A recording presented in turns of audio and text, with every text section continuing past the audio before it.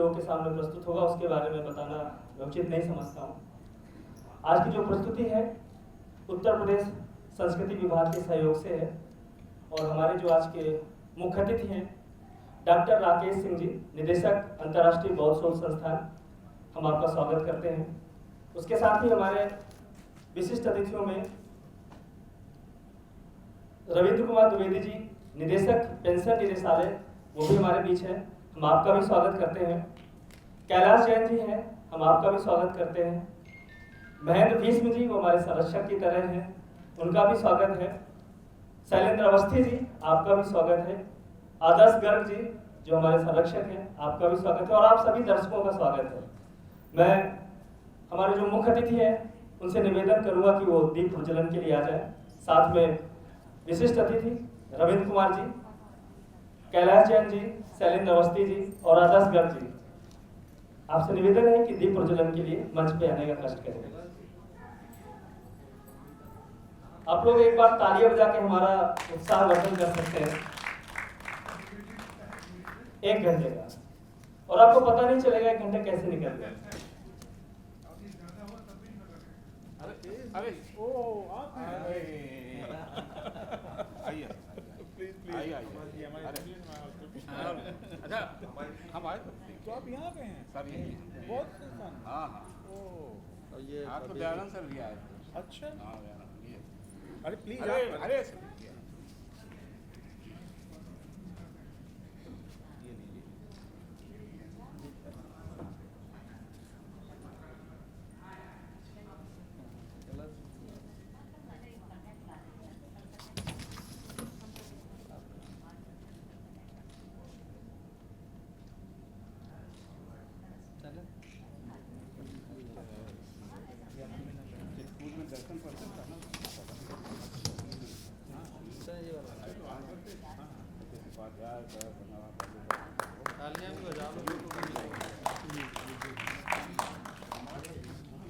और मैं अपने अतिथियों को कहूंगा कि मंच के मध्य में आ जाए।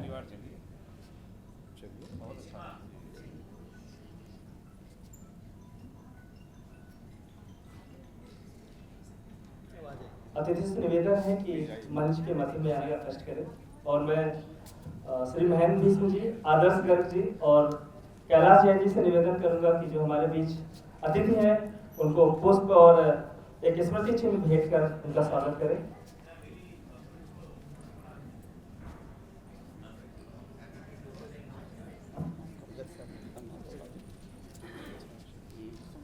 महेंद्र जी, आप राकेश सिंह जी का,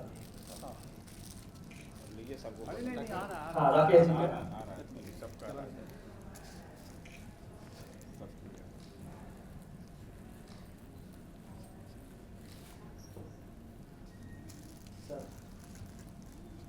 रविंद्र जी का,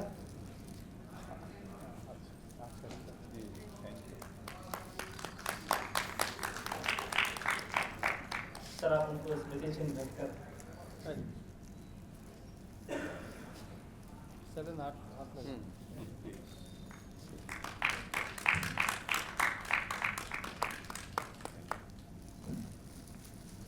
हमारे बीच में कैलाश जैन जी हैं, उनका भी पुष्प देकर स्वागत करें।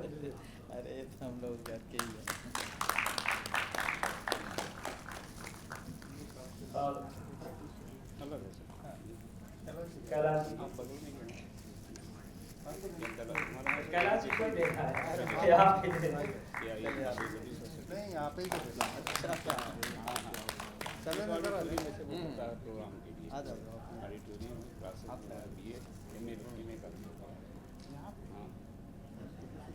सर सामने देखिए, सामने अगर जी आप उनको पोस्ट देकर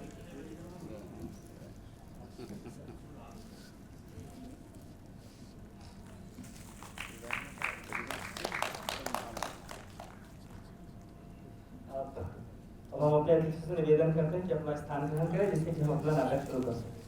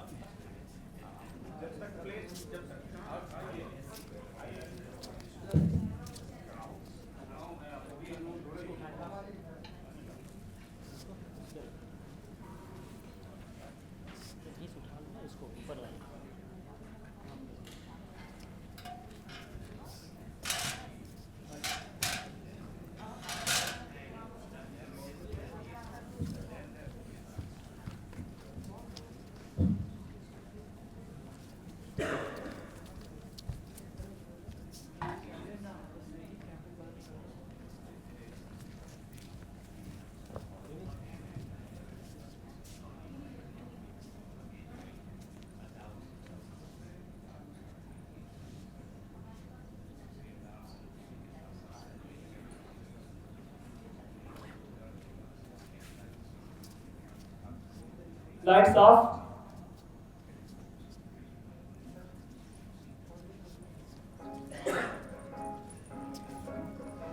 तो लीजिए, प्रस्तुत है नाटक आदर्श। लेखक चंद्रशेखर फरसालकर। यह नाटक मराठी नाटक का नाट्य रूपांतरण है। मराठी में ये टैक्स फ्री के नाम से किया जाता है। इसके निर्देशक हैं चंद्रभान सिंह। प्रस्तुति विजय बेला, एक कदम खुशियों की ओर, सपोर्टेड बाय उत्तर प्रदेश संस्कृति विभाग।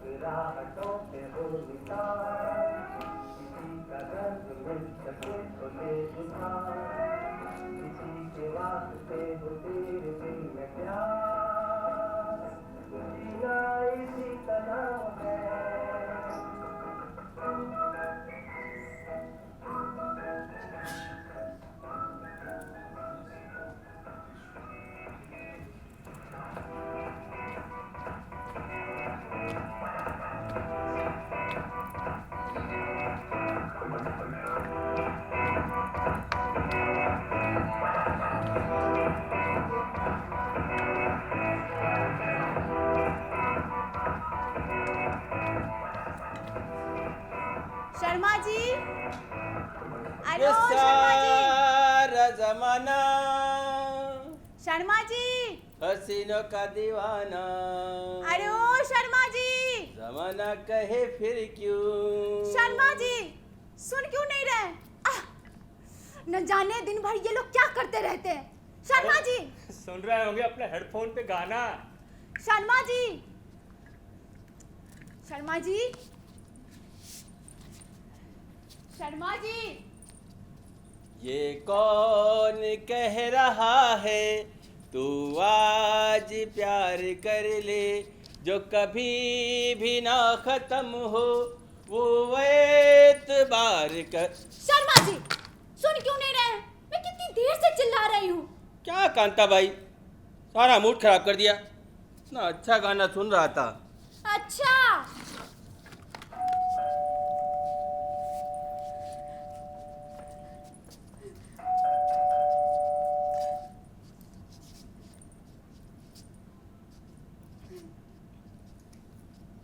हेलो हेलो, कोहली हाँ देखो।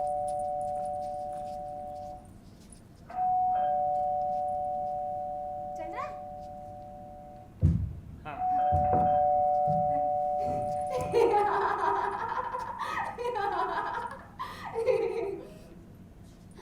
आइए काले जी, वेलकम टू ब्लाइंड्स क्लब।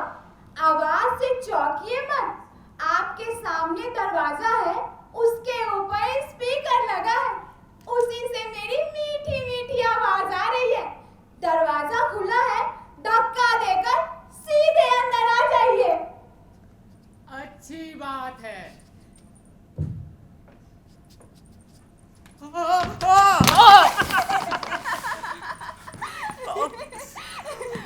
बढ़िया, आप परीक्षा में उत्तीर्ण हो गए।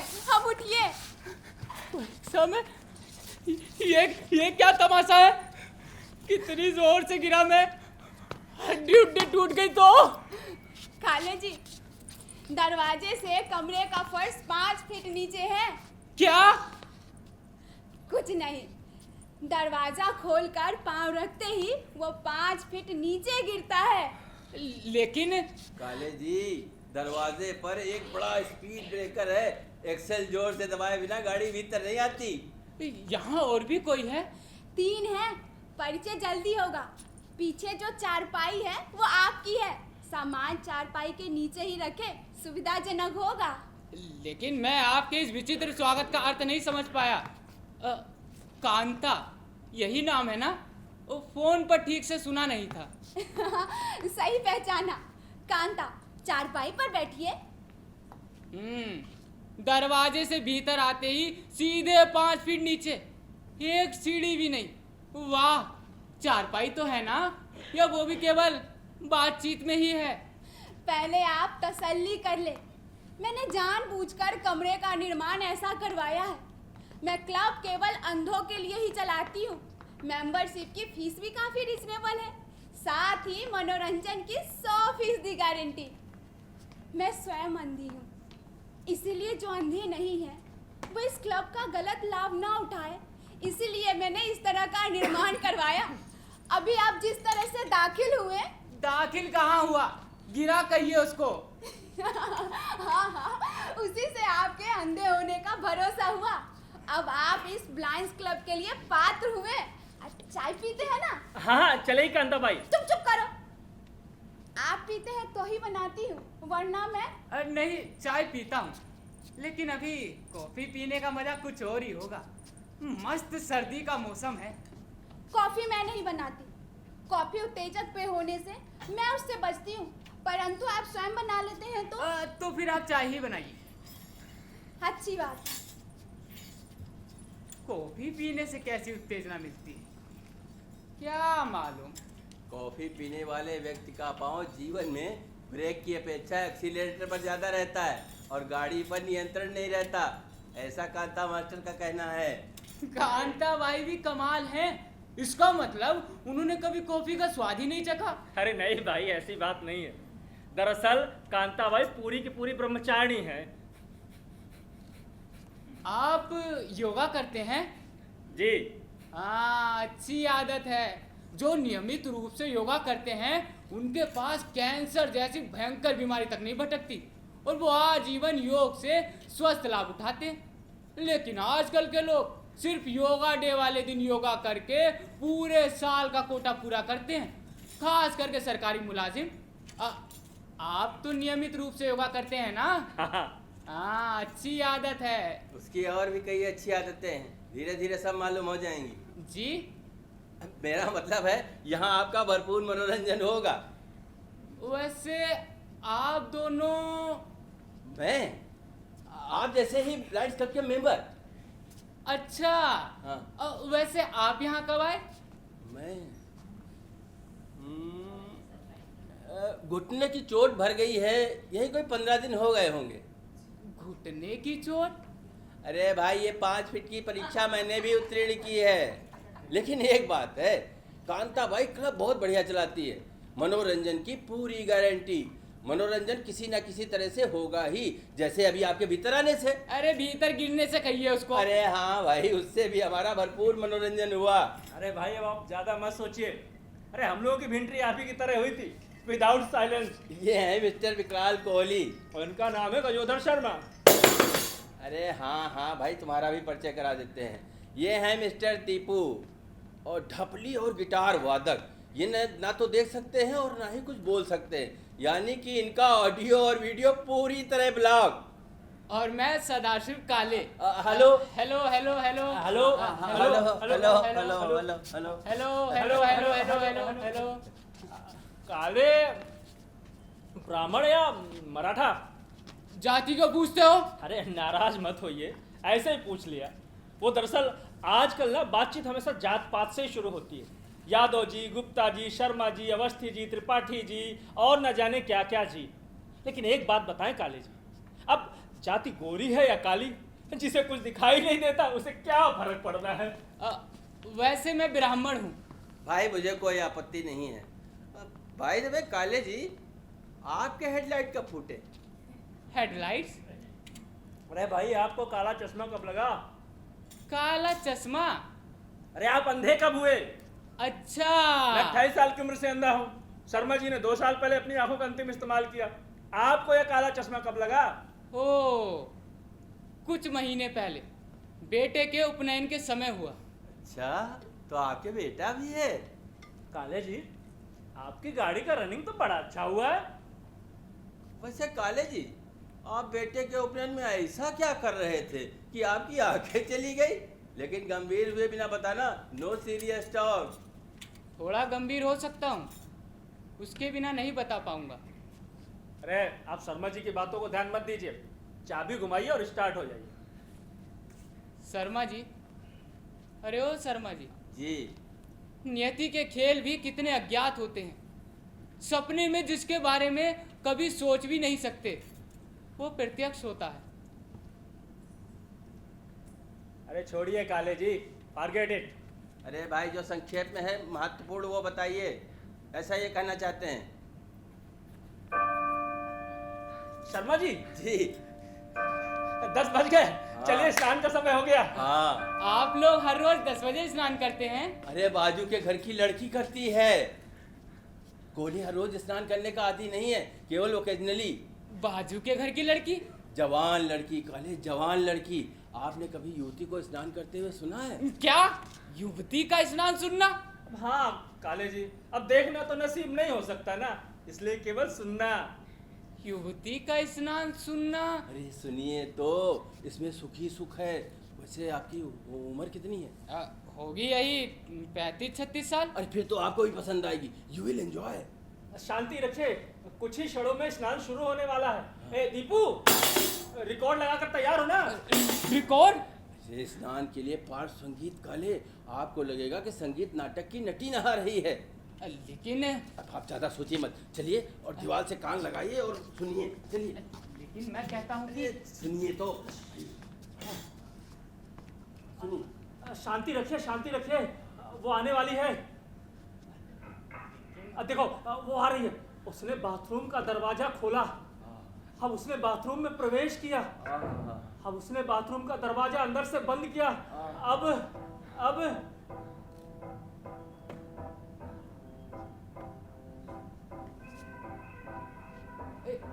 ये गीत क्यों? काले जी, इस तरह अलग थलग रहकर स्नान मत सुनिए, उसमें खो जाइए। सोचिए कि आप इस संगीत नाटक के या स्वयंवर के नट हैं। आप स्वयं नटवर कृष्ण हैं। वो भी 36 साल के। चुप है। काले जी, आपके पौरुष पर फिदा होकर वो सभी जल थल में आपको ही देख रही है। सब कुछ आपको समझकर। काले, ये सुंदर युवती मानो आपकी रुक्मिणी स्नान कर रही है। वाह, इतनी सुंदर कल्पना करना। शांति शांति, शावर शुरू हो गया है।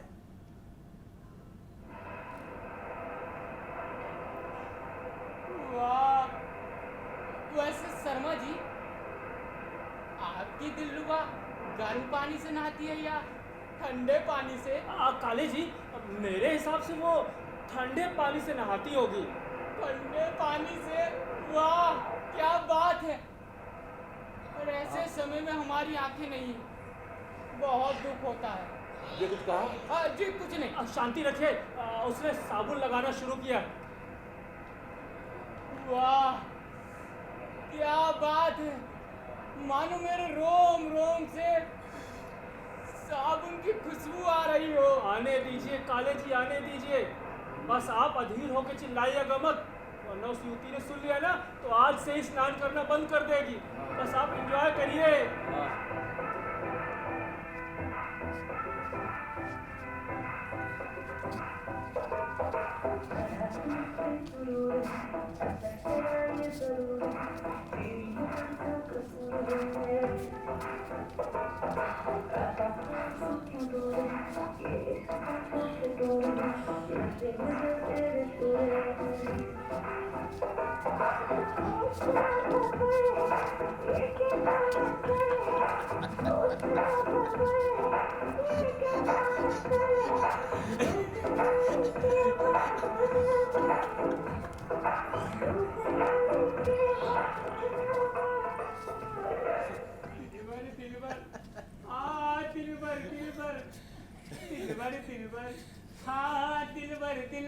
काले जी, दिलबर। अरे ओ नटवर कृष्ण, स्नान खत्म हुआ, चलिए। क्या स्नान खत्म हुआ? हाँ। सूखे पल हाथ में आते आते फिसल जाते हैं, मानो पंछी की तरह फुर्र से उड़ जाते हैं। वैसे शर्मा जी, अब वो अपना शरीर पोंछ रही होगी ना? हाँ, लेकिन शरीर पोंछने की आवाज सुनने जितने हमारे कान थे थोड़ी ना। हाँ, लेकिन माइक्रोफोन तो है ना। अगर रुक्मणी टर्किश टॉवेल यूज करती होगी तो शरीर पोंछने की आवाज कैच की जा सकती है। हाँ बिल्कुल कैच की जा सकती है काले जी, लेकिन केवल खर खर की आवाज आएगी। हाँ ये बात भी है। वैसे पूरे महीने की फीस केवल एक स्नान में वसूल हुई, और इस युवती को हर रोज नहाने की आदत है। ये हम लोगों की खुशकिस्मती है। बिल्कुल ठीक कहा आपने। अब इस कोहली को देख लो, इस महिला की आयु में वर्ष भर में एक बार भी स्नान किया हो तो गलीमत समझो। और ये महिला 70 की आयु में भी कितनी सफाई पसंद है। क्या 70 साल? ये स्नान करने वाली महिला 70 साल की है? अब क्या पता काले जी वो महिला है भी या नहीं, ये हम लोग कहाँ जानते हैं। अरे ये आप लोग क्या कह रहे हैं भाई? काले, इस क्लब का एक ही मोटो है, किसी न किसी तरह से मनोरंजन करना या करवा लेना। अब इस तरह आपका मनोरंजन हुआ कि नहीं? हाँ हुआ तो है, लेकिन अरे भाई, अच्छी कल्पनाओं के जरिए मनोरंजन करने या करवा लेने में हर्ज ही क्या है। अब रोज सवेरे 10 बजे बाजू के घर के बाथरूम से स्नान की आवाज़ें आती हैं। अब कौन स्नान कर रहा है ये हमें तय करना है।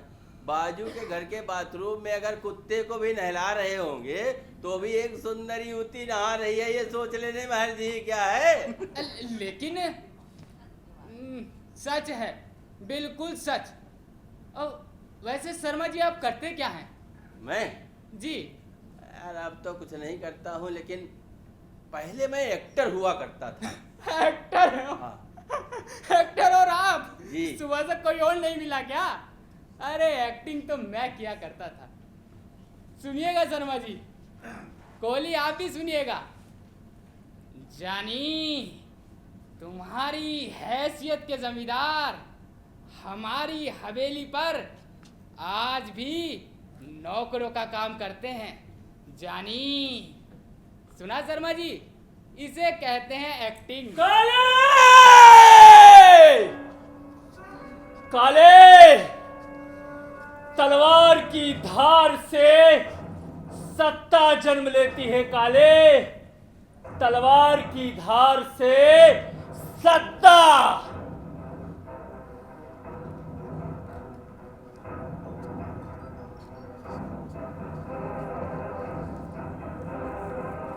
ये मेरा धनुष है, धनुष अश्वत्थामा का, जिसकी प्रत्यंचा खुद गुरुद्रोण ने चढ़ाई थी।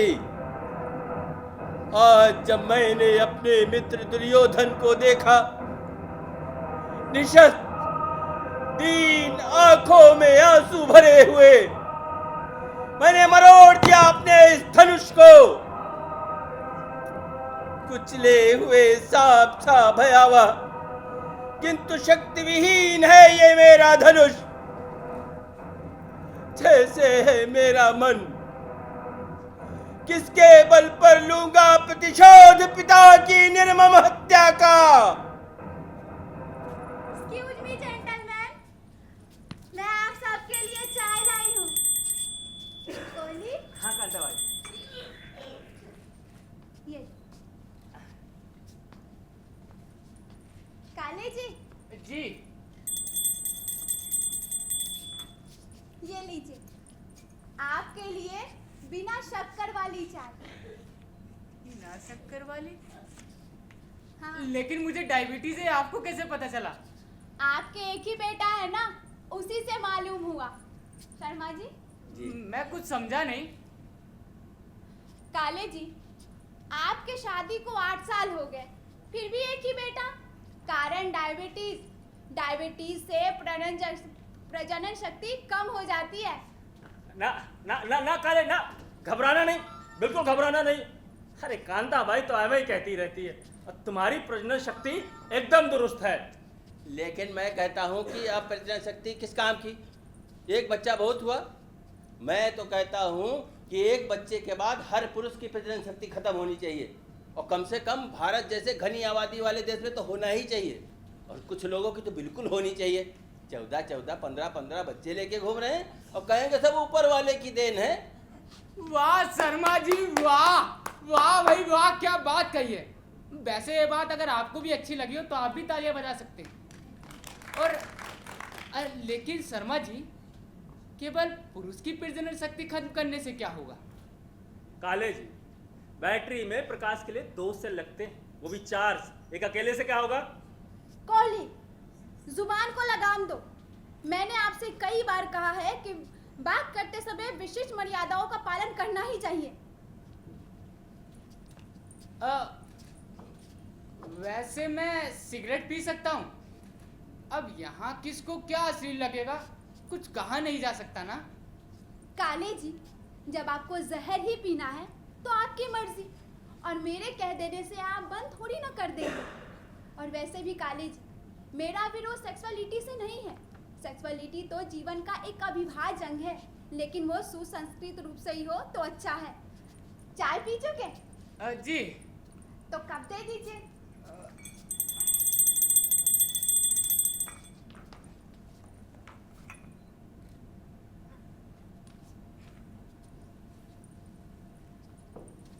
भाई। और हाँ, ये नेवी कट मेरे यहाँ से जाने के बाद सुलगाइएगा।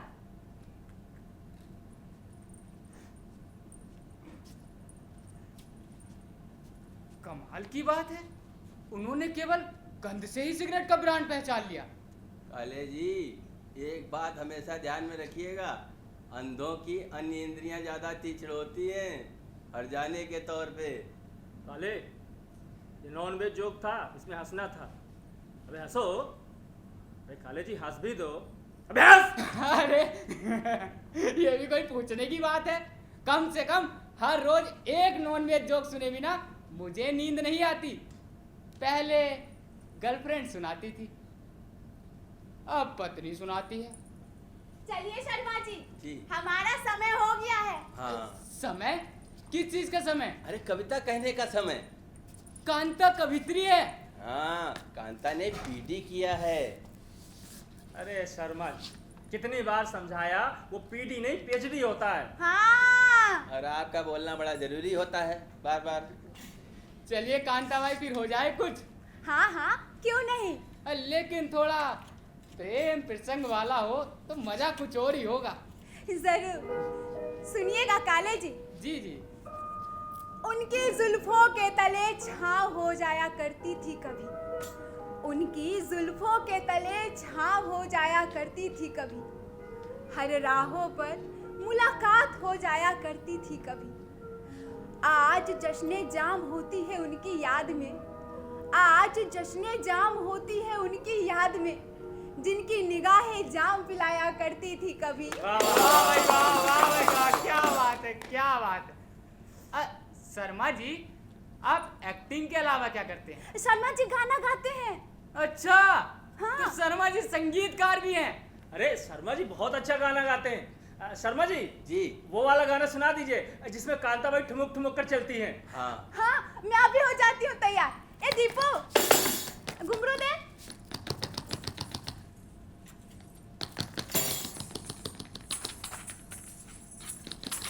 हाँ। काले जी जी।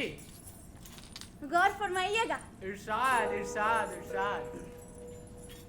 या खुदा सलामत रखना मुझे, या खुदा सलामत रखना मुझे, कहीं न वो सितम कर हमारी जान मांग ले। बैठे हैं लेकर गमे तन्हाई, बैठे हैं लेकर गमे तन्हाई, डर है कहीं वो तन्हाई न मांग ले। वाह वाह वाह, क्या बात है, क्या बात है। डर है कि कहीं वो तन्हाई न मांग ले। वाह, क्या बात है। शर्मा जी, जी। मैं हो गई तैयार। अच्छा। दीपू, ठीक से बजाना, गुड़ गोबर ना कर देना। अच्छा तो रहने दे भाई, तो हमेशा की तरह गुड़ गोबर ही करेगा, मैं ऐसा ही गा दूंगा। कांता भाई शुरू करें? हाँ हाँ। हाँ। कभी चलती हो छम छम, कभी चलती हो थम थम, धड़कता दिल ये थम थम जो प्यार में।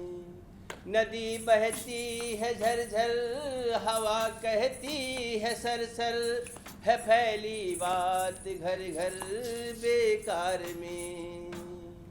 गोरियां गाएं गुनगुन, साजना झूमे सुन सुन, प्यार में खोया है ये मन, पायले चुनमुन चुनमुन, झांझरे रुंझुन रुंझुन, कितना मधुर है ये मिलन। वाह शर्मा जी, वाह भाई वाह, मान गया आपको। भाई यहाँ तो अभिनेता, संगीतकार, कविताकार सबके सब हैं। यहाँ टैलेंट कूट कूट के भरा पड़ा है। शर्मा जी सिगरेट पीते नहीं होंगे, संगीतकार जो है। शर्मा जी, अरे ओ शर्मा जी, अरे सांप सूंघ गया क्या शर्मा जी? अरे हो शर्मा जी, शर्मा। अरे भाई मैं कोहली हूँ, शर्मा जी गए मलिहाबाद। अच्छा हाँ। कोहली आप हैं। हाँ। सिगरेट पियेंगे? नहीं। अच्छी बात है, बच्चों को पीनी भी नहीं चाहिए। अब वैसे एक बात पूछूं आपसे? पूछिए ना। नहीं आपको आपत्ति ना हो तो। अरे पूछिए। आप अंधे कैसे हुए?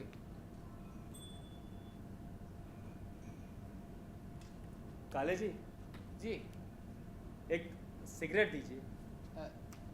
लीजिए।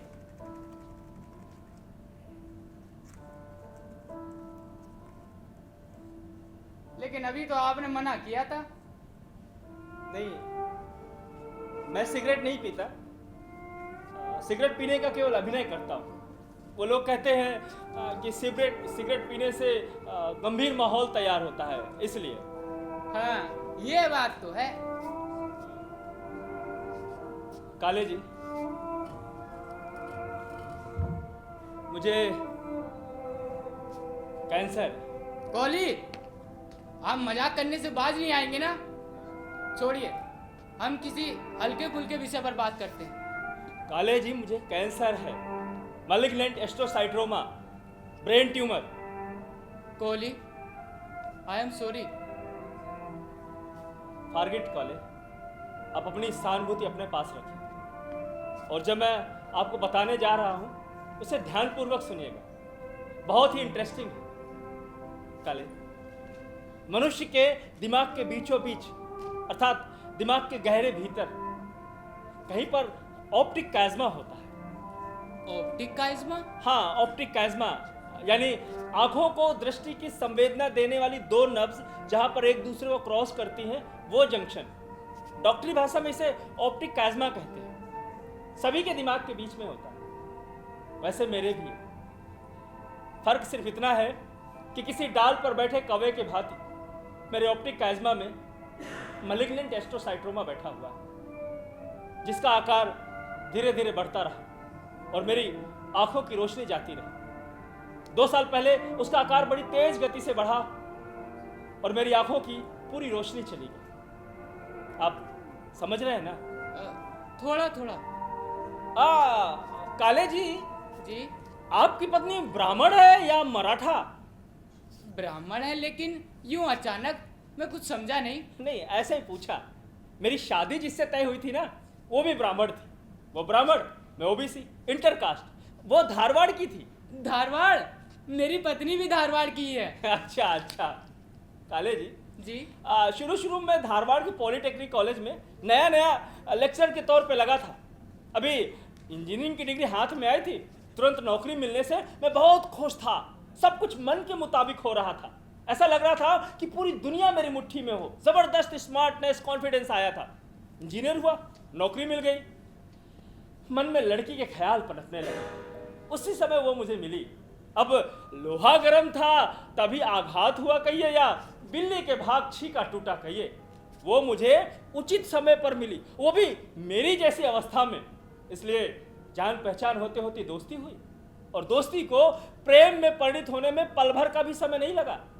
समझ रहे हैं ना काले जी आप? थोड़ा थोड़ा।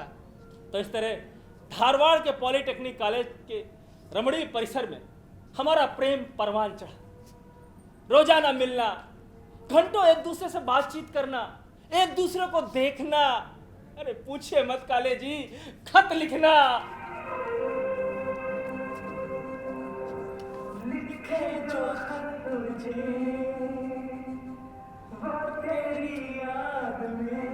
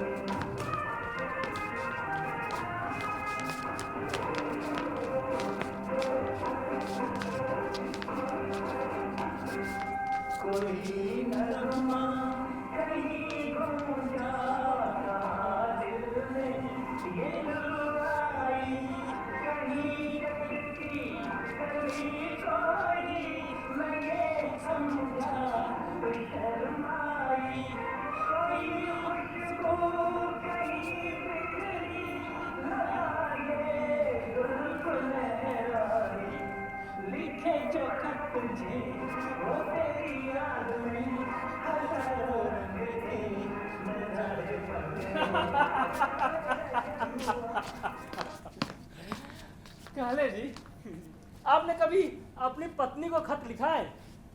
हाँ, पहले लिखता था जब वो मायके जाती थी। अच्छा, कि वो मायके में और ज्यादा दिन रहे इसलिए। हाँ, और वो संभव था तुरंत लौटती थी। अरे लौटेगी ही, धारवाड़ उसका मायका जो था। हाँ, धारवाड़ में ही।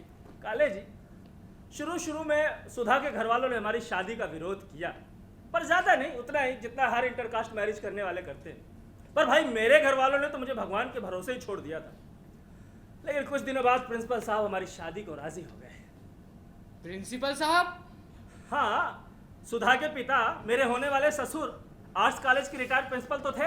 अरे भाई मेरा पॉलिटेक्निक कॉलेज आर्ट्स कॉलेज के प्रांगण में ही तो था, तभी तो मेरी सुधा से जान पहचान दोस्ती हुई। लेकिन सब कुछ ठीक चल रहा था कि कोहली, आप झूठ बोल रहे हैं। आपका प्रिंसिपल गोकर्ण सुधा और आपकी शादी के लिए राजी होना संभव ही नहीं है। भाई काले, मैं झूठ क्यों बोलूंगा? मुझे झूठ बोलने की आदत नहीं है। अरे इस पर तो आप पूरा झूठ बोल रहे हैं, क्योंकि जिन प्रिंसिपल गोकर्ण की आप बात कर रहे हैं उनको मरे 2 वर्ष से अधिक हो गया है।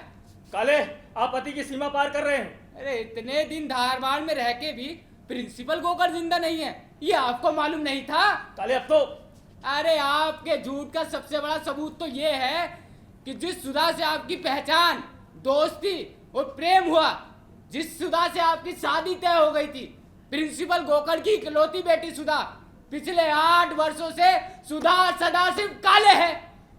और इसका सबूत मैरिज रजिस्ट्री से अथवा 9 दिसंबर 1998 को विष्णु मंगलाधाम मैरिज हॉल में हमारी शादी में उपस्थित 1500 लोगों से पूछताछ कर ले सकते हैं। काले, कौन सा गेम खेल रहे हैं आप मेरे साथ? आपकी तबीयत तो ठीक है? मैं डॉक्टर को बुलाऊं? सुधा से मेरा एक बेटा भी है, 7 साल का। उसका नाम बंटू है। और पिछले 2 साल पहले तक मेरे ससुर अर्थात प्रिंसिपल गोकर्ण धारवाड़ में निवृत्त जीवन यापन कर रहे थे। फिर 2 साल पहले वे दिल के दौरे से गुजर गए। इसकी रिपोर्ट आपको धारवाड़ के सरकारी अस्पताल में मिलेगी। काले, बात को यहीं खत्म करते हैं। अरे वास्तव में ससुर की मौत से पहले तो सास को पागलपन के दौरे पड़ने लगे थे, और फिर मेरे अंधेपन से परिस्थिति और खराब हो गई। उन्हें निरंतर किसी के साथ की आवश्यकता पड़ने लगी। सास धारवाड़ छोड़ने को राजी नहीं थी और हम धारवाड़ जा नहीं सकते थे, तो आखिर में मैंने सुधा को धारवाड़ भेजा। अच्छा, सुधा, मेरी प्रियतमा सुधा ना? मेरी पत्नी सुधा। वो धारवाड़ में माँ के पास रहेगी और मैं बंटू यहीं रहेंगे, ऐसा तय हुआ। और हर 15 दिन में एक शनिवार रविवार हम धारवाड़ जाएंगे, ये तय हुआ।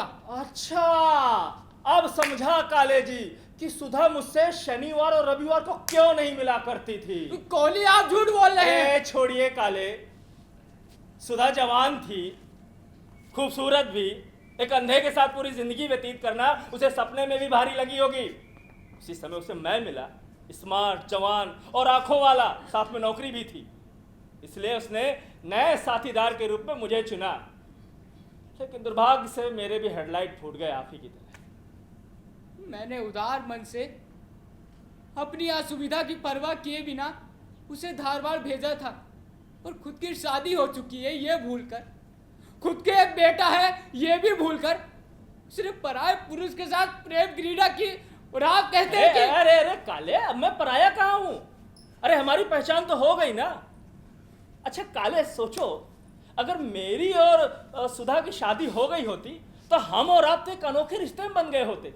आपकी सगी पत्नी का सगा पति, वाह! आओ यार काले, इसी बात पे गले मिलते हैं। मैं तुझे छोड़ूंगा नहीं साले, मैं तुझे छोड़ूंगा नहीं। छोड़िए, ये मेरा गला है। अच्छा ये आप हैं? वो कहाँ गया? मैं उसका गला घोट दूंगा। काश हमारी भी दृष्टि होती हम भी देखते गला कैसे घोटते हैं। अरे अब बस भी करिए, बहुत हुआ। अरे घोटने दीजिए कांताबाई गला थोड़ी देर के लिए।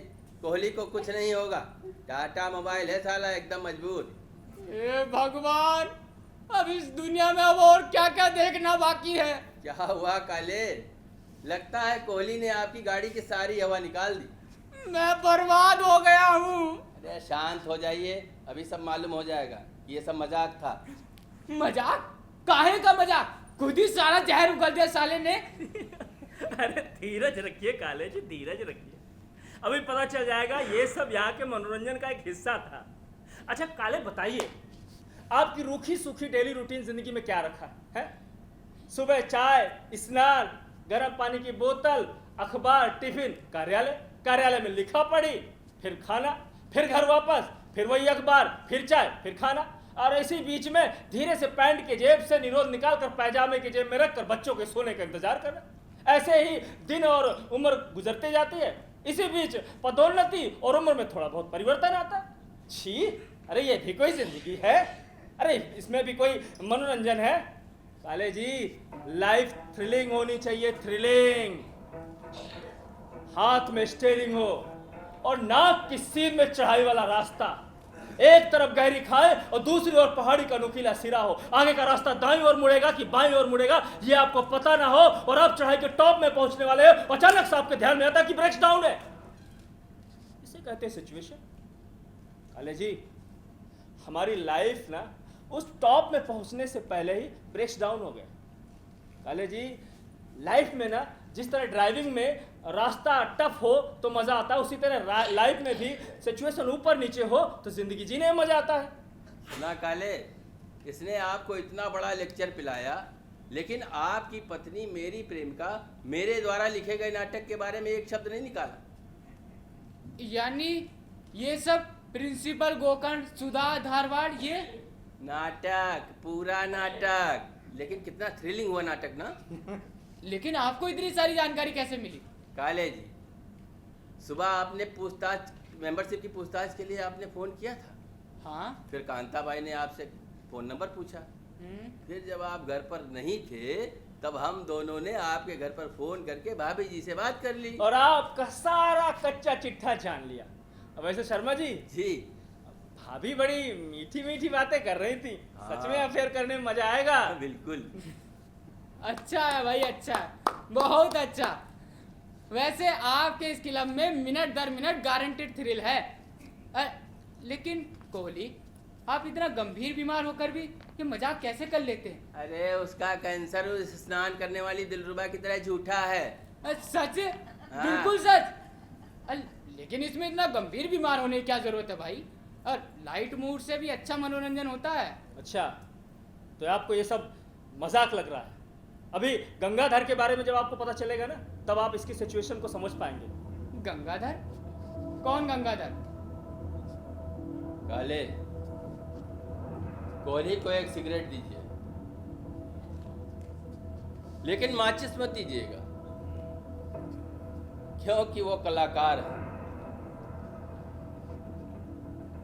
अगर हम कलाकार ही सिगरेट पीने लगे तो देखने वालों पर इसका बुरा प्रभाव पड़ेगा। वैसे शर्मा जी, आप भी गंभीर होते हैं। मुस्कराइए मत, क्योंकि अब जो होने वाला है उसे आपको ध्यान पूर्वक और पूरे भक्ति भाव से करना होगा। लेकिन करना क्या है?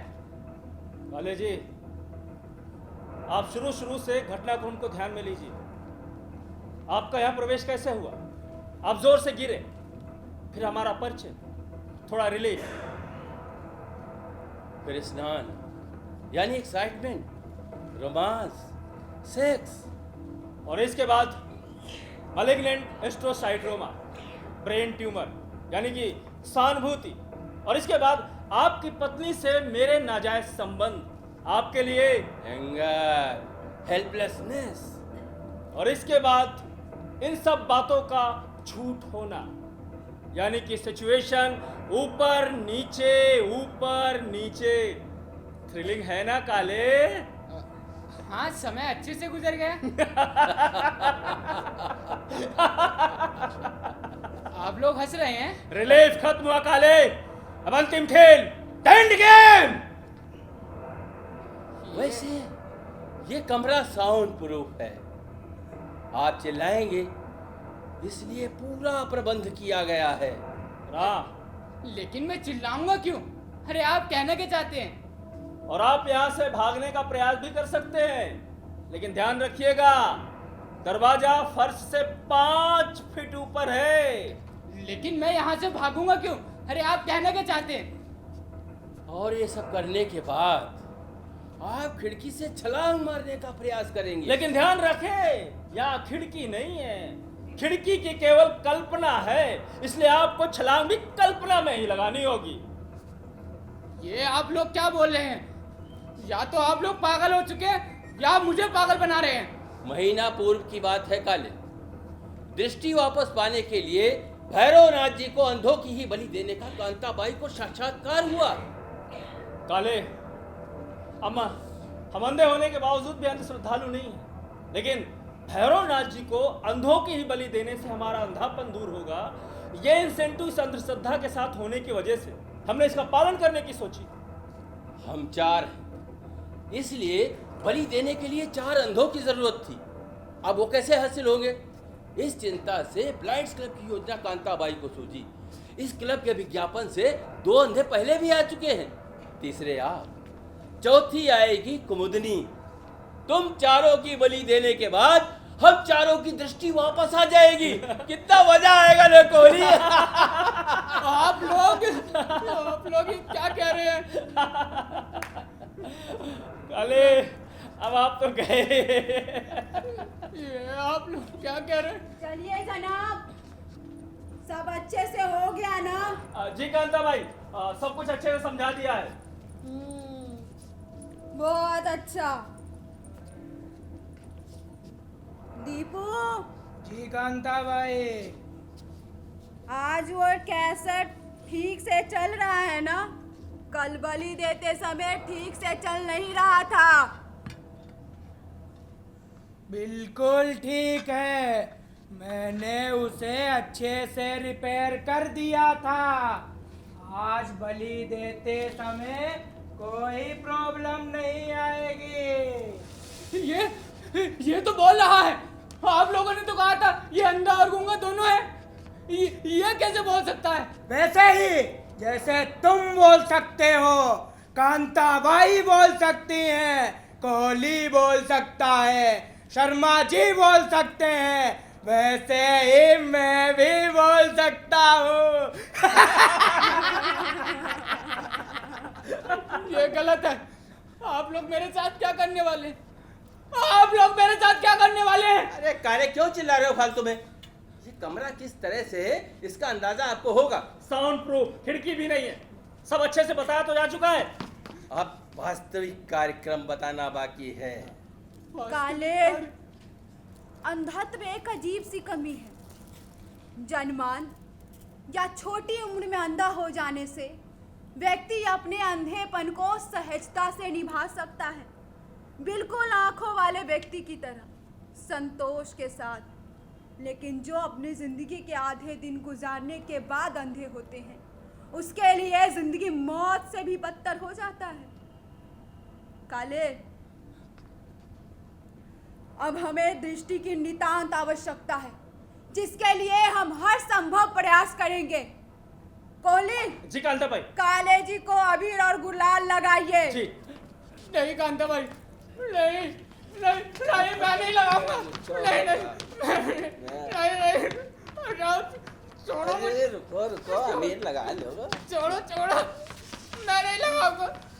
भगवान का अबीर है काले, अब भगवान के पास जा रहे हैं। ऐसा सूना माथा भगवान को अच्छा नहीं लगेगा। नहीं, आप लोग मुझ पर जबरदस्ती कर रहे हैं। मैं इस क्लब से अभी चला जाऊंगा। असंभव है काले। काले, शांति से बैठिए। जिंदगी की अंतिम घड़ी शांतिपूर्ण होनी चाहिए। काले, मैं कहती हूँ, जिस व्यक्ति ने दुनिया देखी हो, संक्षेप में सृष्टि देखी हो, उदाहरण के लिए शर्मा, दीपू, कोहली, मैं अथवा आप, हम सब के लिए अंधापन एक बदकिस्मती है। काले जी, जी आपको भैरव नाथ जी की आरती आती है? जी तो उसे मन ही मन गुनगुनाना शुरू कर दे। हम 4 हैं, इसीलिए भैरव नाथ जी को 4 बलि चढ़ानी होगी। पहले गंगाधर, दूसरे जगताप, तीसरे आप और फिर आएगी कुमुदनी, एक नई मेंबर। शर्मा जी, जी कुमुदनी कब तक आएगी? शाम तक आ जाएगी, उससे फोन पर बात हुई थी। बहुत बढ़िया, तब तक काले जी का क्रियाक्रम भी पूरा हो जाएगा। समय हो गया है, काले जी की अंतिम घड़ी आ गई है। काले जी, आप इधर उधर भागने का प्रयास शुरू करें। सामने खिड़की है, ऐसी कल्पना कर लोगों से मदद मांगिए, चिल्लाइए। बचाओ बचाओ बचाओ बचाओ मुझे बचाओ, मुझे मारने पर भगवान भी आप लोगों को माफ नहीं करेगा। मुझे मारकर आप लोग दृष्टि पाना चाहते हैं ना, लेकिन आप लोगों को दृष्टि नहीं मिलेगी। मेरी पत्नी को सब पता है, वो यहाँ मुझे ढूंढते हुए जरूर आएगी, तो आप लोग बच नहीं पाएंगे। 1 महीने बाद, वैसे 1 महीने के बाद जिन जिन की बलि दी जाएगी उन सब के घर वाले यहाँ आएंगे, लेकिन यहाँ होगा कौन? भैरव नाथ जी के कृपा से हम सब दृष्टि पाके कहीं और होंगे काले, कहीं और होंगे।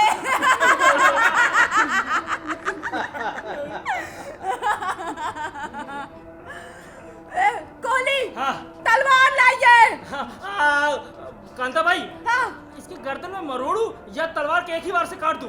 तलवार के एक ही बार में काटनी है। ठीक है ठीक है ठीक है। भाई नहीं, बचाओ बचाओ मुझे, दिलरुबा बचाओ मुझे, वहाँ कोई कुत्ता भी स्नान नहीं करता, वो सारा स्नान एक कैसेट में बंद है।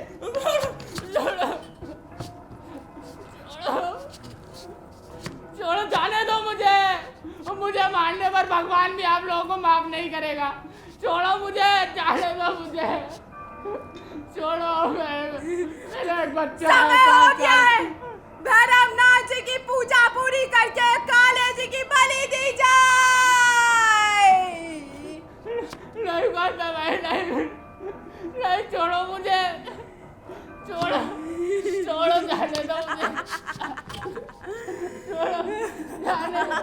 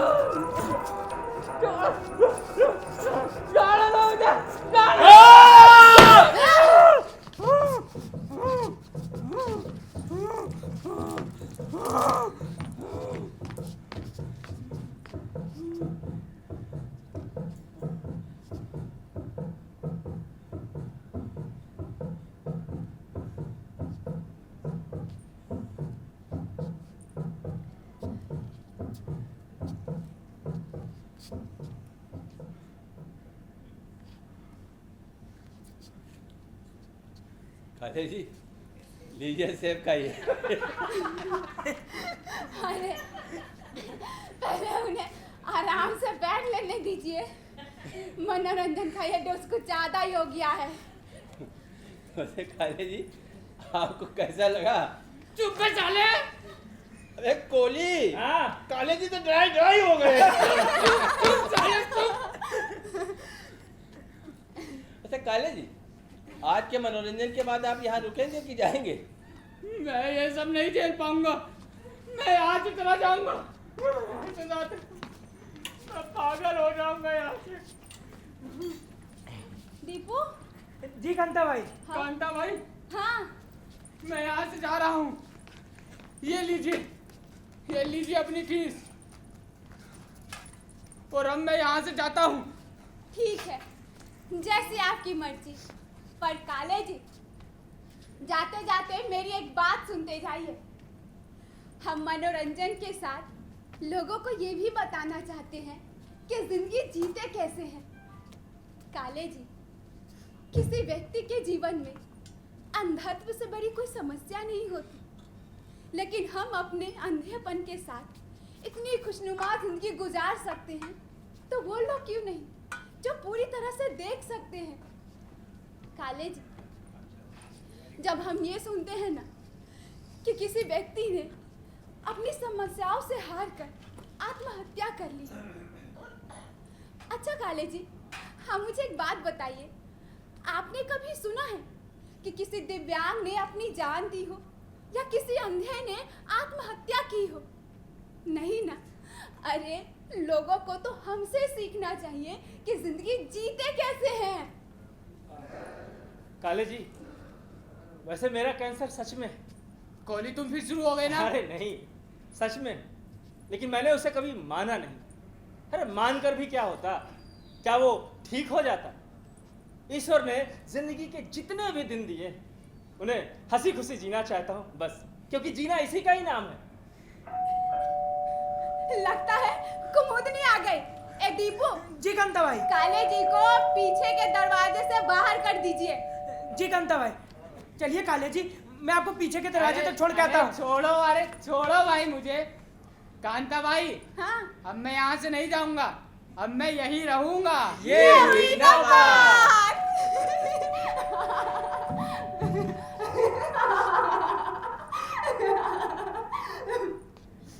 आइए कुमुदनी जी, वेलकम टू ब्लाइंड्स क्लब। आवाज से चौंकिए मत।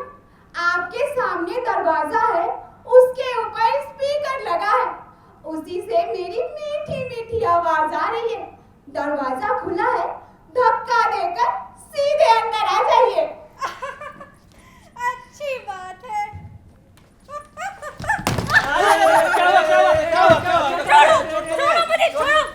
छोड़ो। सुंदर लड़की सुनी नहीं कि आ गए इधर उधर हाथ लगाने। मेरी कमर, अब मैं डांस कैसे करूंगी? क्या डांस? हाँ जी, डांस। मैं एक प्रोफेशनल डांसर हूँ। अगर इन हेडलाइन ने धोखा ना दिया होता तो आज मैं एक टॉप क्लास की हीरोइन होती। अब क्या हुआ? मेरी कमर ठीक हो गई। हो गई? हाँ, ठीक हो गई। अरे तो कुमुदनी जी, बाकी बातें बाद में होंगी, पहले आपके डांस का जौहर हो जाए। हाँ, क्यों नहीं? वो गाना बजाने वाला बाजा है ना? हाँ है ना, मैं अभी बजाता हूँ।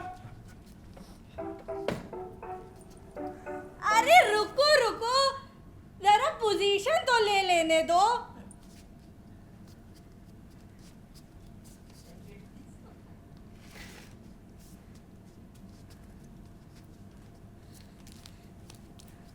हाँ, अब बजाओ।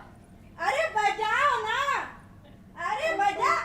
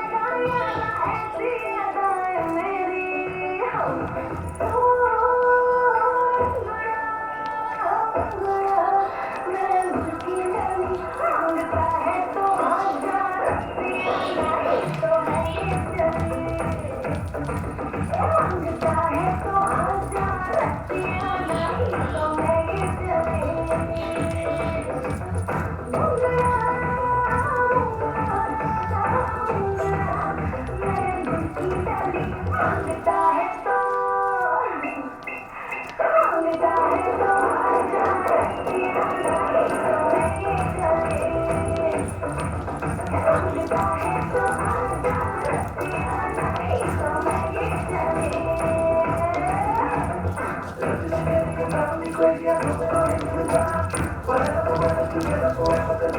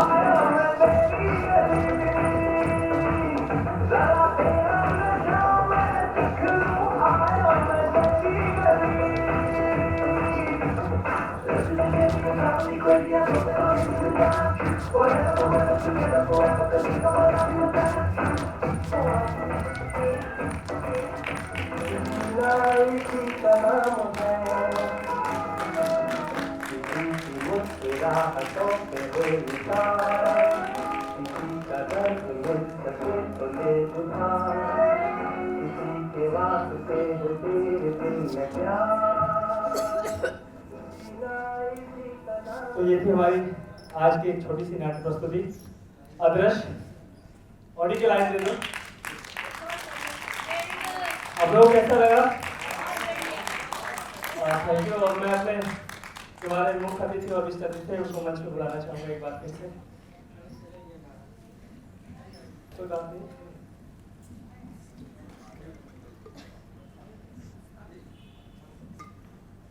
और तब तक मैं अपने कलाकारों को परिचय करा दूं। शर्मा जी की भूमिका में थे गिरिराज किशोर शर्मा जी,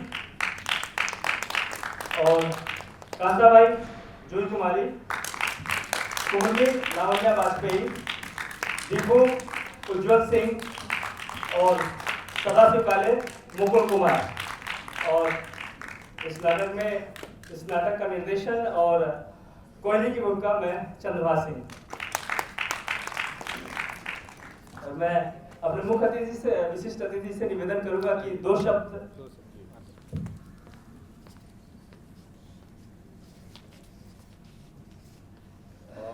मेरे लिए ये बड़े हर्ष की बात है कि कल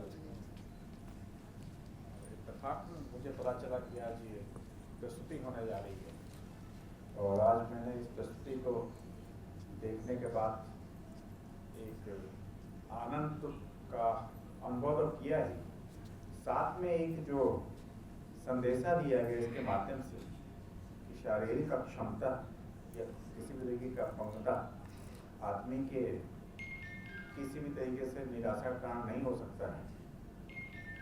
इस नाटक के माध्यम से जहां आजकल लोग छोटी छोटी चीज़ों पर अवसाद, कुंठा, तमाम चीज़ों के शिकार हो रहे हैं, अपंगता के साथ ही कैसे पूरी जीवन तक साथ हम जिंदगी को जी सकते हैं, एक दूसरे का हंस बोल के काट सकते हैं, एक बड़ा सुंदर संदेश था। और सारे इस नाटक के पात्रों ने बहुत ही सुंदर, बड़ा सहज अभिनय किया। मैं तो इसको एक हेल्दी स्वस्थ मनोरंजन के साथ ही एक संदेश परक नाट्य का साक्षी हुआ। बहुत बहुत धन्यवाद, बहुत बहुत धन्यवाद। सर आप तो लेखक भी हैं। इस नाटक के लेखक चंद्रशेखर फनसालकर, देखिए एक लेखक जो जब लिखता है कहानी, नाटक, उपन्यास, तो वो चाहता है कि जो मैं लिख रहा हूँ उसका कोई संदेश लोगों तक पहुँचे। और इसमें लेखक नाटक लेखन में अपने पूरी तरह से सफल हुए। वो हमारे बीच नहीं है इस समय, मुझे उनके बारे में ज़्यादा जानकारी भी नहीं है, पर देखिए आज उनका नाम लिया जा रहा है। उनके लिखे को हम सब देख रहे हैं मन से सोते हुए। मैंने भी कई कहानियाँ लिखी हैं, जैसे नाट्य रूपांतरण मिला, और जितना अच्छा नाटक उन्होंने लिखा उससे भी अच्छा और अच्छा एक निर्देशक उसको कर ले जाता है, जो हमारे चंद्रभाष जी ने एक अच्छे निर्देशन के साथ आपके सामने प्रस्तुत किया। और साथ में चाहे वो कोहली हों, काले हों, कांताबाई हों, दीपू हों, एक नाम और शर्मा जी, इन पांचों का जो अभिनय और जिस तरह से हम लोग खो गए थे कि ये तो एकदम सच्ची बात होने जा रही है। फिर दूसरा प्रसंग तो वास्तव में एकदम लग रहा था 100% सत्य है ये कि अब बलिदान होने वाला है। तो जिस तरह से हाँ वो जो अदृश्य शीर्षक है, जो जो चीज़ें घटनाएं आती जा रही हैं, मैंने बड़ी कोशिश की कि मुझे निर्देशक थोड़ा पहले से बता दी कहानी है क्या। कहते आप देखिएगा बोलिएगा। तो बहुत साधुवाद, सभी के अभिनय की तारीफ है। वो आखिर में जो कुमुदनी जी आई हैं वो गिरी हैं, तो एक से एक कलाकार की अपनी विशेषता है। और जब आपकी तालियां मिलती हैं तो आपका अभिनय भी सफल होता है और आप बहुत प्रोत्साहित होते हैं। तो यहाँ पे एक अच्छे नाटक का मंचन हुआ और इसके लिए विजय बेला के द्वारा जो प्रस्तुति की गई है, और मैं तो चंद्रभाष का बहुत बड़ा फैन हूँ। और जो हमारी आज की अभिनेत्री थी कांताबाई, ये अपने पात्र पे उतर जाती हैं, कहीं से नहीं लग रहा था कि कांताबाई नहीं थी। तो बहुत अच्छा अभिनय इनका है, कई अपनी फिल्मों में भी काम कर रही हैं। साथ ही सभी अभिनेता लोग जो हैं कुमुदनी बनी हैं और सारे लोग बहुत अच्छी टीम है इनके पास। जो हमारे चंद्रभाष जी हैं, इनके पास एक बहुत अच्छी टीम है और बड़े समर्पित लोग हैं।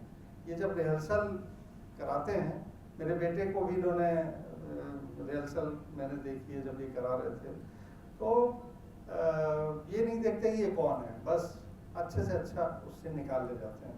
तो मेरी बहुत शुभकामनाएं हैं। और आप सब जो यहाँ पे उपस्थित हैं वो 1 और 11 नहीं है, मैं तो मान रहा हूँ कि 100 के बराबर हैं। और ऐसे नाटक का मंचन बराबर होते रहना चाहिए जो एक अच्छे संदेश दे रहा है समाज को। बहुत धन्यवाद। जय हिंद, जय भारत।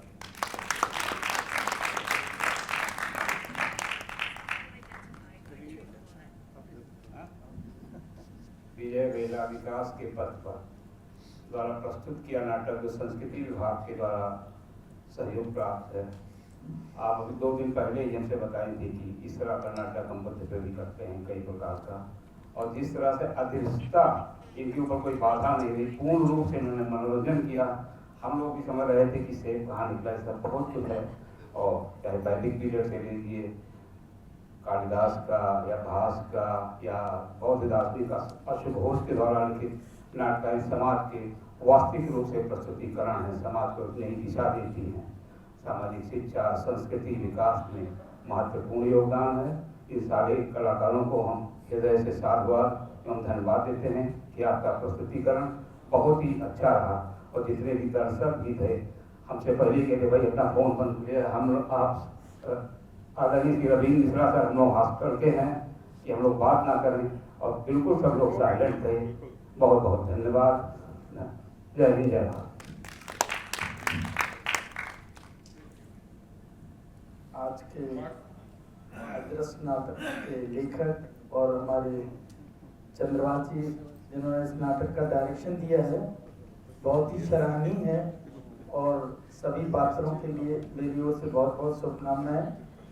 चंद्रभाष और उनकी टीम भविष्य में और ऊंचाई को छुए, ऐसी मेरी हार्दिक शुभकामनाएं है। ईश्वर से ऐसी मैं मंगल कामना करता हूँ।